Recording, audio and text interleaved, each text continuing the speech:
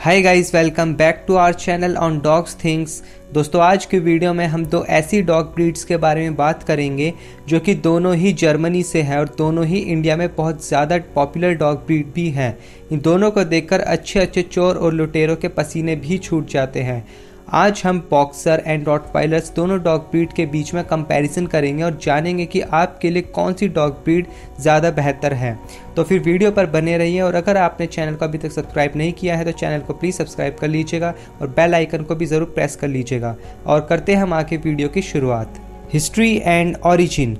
दोस्तों, अगर हम बॉक्सर डॉग के हिस्ट्री एंड ओरिजिन की बात करें तो बॉक्सर डॉग का ओरिजिन जर्मनी से है और माना जाता है कि आज के वक्त के बॉक्सर डॉग के एंसेस्टर्स लार्जर और हैवियर टाइप डॉग्स थे जिनको बुलन बेसियर के नाम से भी जाना जाता था। बेसिकली बुलन बेसियर का मतलब जर्मन में बुल बाइटर होता है। ये ब्रीड बहुत ही ज़्यादा पावरफुल और करेजियस होती थी जिनका use as a hunting dog किया जाता था।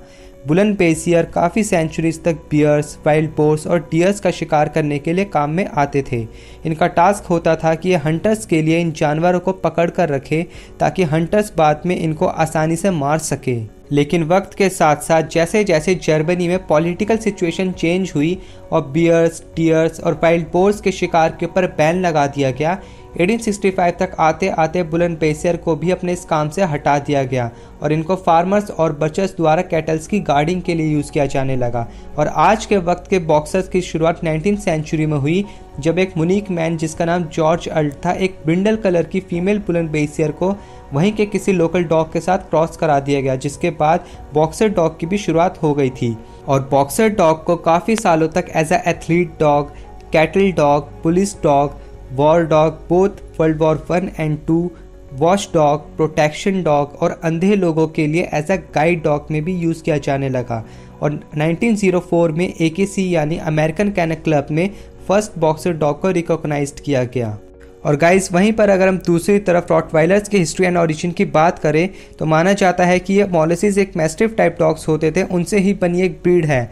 जिस तरीके से बॉक्सर्स बुलन बेसियर से बने थे उसी तरीके से रॉटवाइलर्स मॉलिसीज से बने एक ब्रीड है। रॉटवाइलर्स के एंसेस्टर्स मॉलिसीज डॉग से रोमन्स के साथ जब जर्मनी गए थे तो रोमन्स की बिग आर्मी पूरे वर्ल्ड को जीतना चाहती थी और इसी के लिए वो साउथर्न जर्मनी गई, जहाँ पर रोमन्स ने साउथ जर्मनी के मौसम और मिट्टी को देखकर उससे एग्रीकल्चर के मकसद से वहीं पर रुक गए और मॉलिसीज टाइप जो बिग डॉग्स थे उनको वहीं के लोकल डॉग्स के साथ भी क्रॉस कराया गया था। रोमन्स की बिग आर्मी का जब एक छोटा सा हिस्सा साउथ जर्मनी के इस मिट्टी पर बस गया तो उन्होंने एक villa roof with red tile शहर बसाया, जिसको 600 सालों के बाद एक न्यू चर्च बनाने के दौरान जब वहाँ के निवासियों ने इस प्राचीन रोमन साइट की खुदाई की तो इसमें से ये रेड टाइल विला निकला, जिसके बाद इन्होंने इस नए शहर का नाम जर्मन में द स्ट्रोटे विल रख दिया, जिसका मतलब द रेड टाइल है। और आज के वक्त के रॉटवाइलर्स का नाम इसी शहर से आया है। कई शतकों तक रॉटवाइलर्स को कैटल्स की गार्डिंग और इनको गांव से शहर तक बचरिंग हाउस मतलब कसाई खाने के लिए लाने का काम होता था और कैटल्स के मालिक अपने कैटल्स को कसाई खानों के पास बेचने के बाद मिले पैसों को चोरों और लुटेरों से बचाने के लिए रॉटवाइलर्स के गर्दन के कॉलर्स पर बांध देते थे ताकि घर तक के जाने के सफ़र में कोई चोर या लुटेरा उन्हें लूट ना सके। और रॉटवाइलर्स को मांस से भरे कार्ट्स को खींचने के लिए भी काम में लिया जाता था। लेकिन लास्ट में जैसे ही 1882 में रेलवेज आई और रॉटवाइलर्स को इनके काम से भी हटा दिया गया था, जिसके बाद रॉटवाइलर्स की जो पॉपुलेशन थी वो काफ़ी ज़्यादा कम हो गई थी, जो कि विलुप्त होने के कगार पर आ चुकी थी। इसलिए इन्हें 1901 में as a police dog, personal protector के लिए काम में लाया गया और 1930 में पहले रॉटवाइलर को AKC यानी अमेरिकन कैनल क्लब में रिकॉग्नाइज्ड किया गया था। With family and kids. Guys, अगर हम बॉक्सर डॉग की बात करें तो बॉक्सर डॉग्स चिल्ड्रंस के साथ बहुत ही ज़्यादा प्लेफुल और पेशेंट होते हैं और ये घर के बड़े बुजुर्ग लोगों के साथ भी काफ़ी ज़्यादा समझदारी के साथ पोलाइटली बिहेव करते हैं और ये स्ट्रेंजर्स के साथ जो कि बाहर के अजनबी लोग होते हैं उनके साथ पोलाइटली मिल लेते हैं, बट ये खतरा देखकर अपनी फैमिली और घर की हिफाजत करने के लिए अग्रेसिव भी हो जाते हैं। और अगर आपके घर में और भी कोई बाकी के पेट्स हैं तो भी उनके साथ पोलाइटली रह लेते हैं। और वहीं गाइस दूसरी तरफ रॉटवाइलर्स कॉन्फिडेंट एंड करेजियस डॉग होते हैं और ये एक वेल प्रोटेक्टेड डॉग्स भी होते हैं जो अपनी फैमिली से बहुत ज़्यादा प्यार करते हैं। रॉटवाइलर्स बच्चों के साथ भी प्लेफुल होते हैं, बट बच्चों को कहीं ना कहीं डॉग्स के साथ इंटरेक्ट करना भी सिखाना चाहिए। बच्चों को सिखाना चाहिए कि रॉटवाइलर्स के ईयर्स को ना खींचे, टेल्स को ना खींचे और उनको सोते वक्त परेशान ना करे, क्योंकि रॉटवाइलर्स थोड़े से अग्रेसिव होते हैं और बच्चे की इरिटेट करने वाली हरकतें और बिहेवियर्स रॉटवाइलर्स को और भी ज़्यादा चिड़चिड़ा बना देती है, जिससे फिर लोग अपनी गलती ना देकर इस ब्रीड को ब्लेम करने लग जाते हैं। और रॉटवाइलर्स को भी पपी टाइम से ही बच्चों के साथ बिहेव करना सिखाना चाहिए। Living with boxer dogs. Guys boxer dog सोते वक्त कभी कभी तेज खराटे भी लेते हैं और कहा जाता है कि बॉक्सर डॉग ब्रीड को मैच्योर होने में ऑलमोस्ट 3 इयर्स तक लग जाते हैं, इसलिए ये काफ़ी बारी बड़े हो जाने पर भी पपीज़ की तरह एक्ट करते हैं।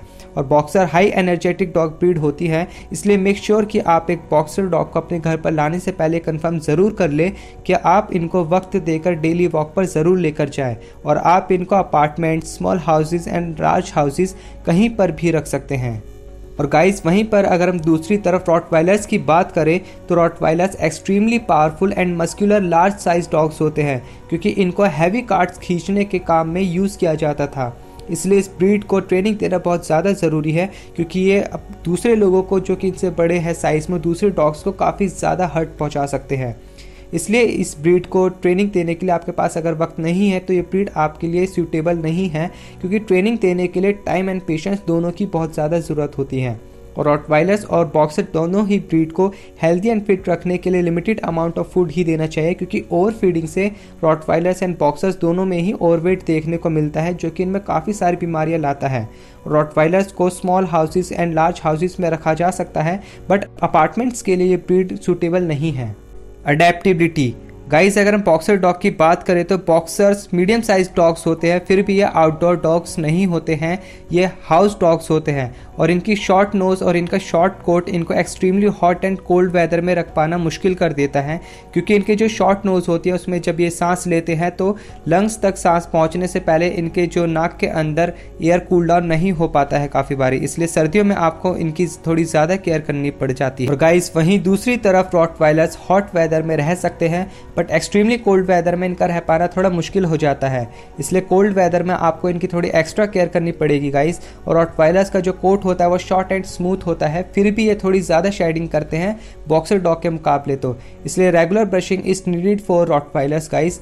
और आप इनको सर्दियों में चाहे वो बॉक्सर हो या फिर रॉटवाइलर हो, दोनों को ही सर्दियों में स्वेटर पहना के रखें, जिससे कि उनकी जो बॉडी है वो सर्दियों में एक वार्म टेम्परेचर में रहे। Training and socialisation.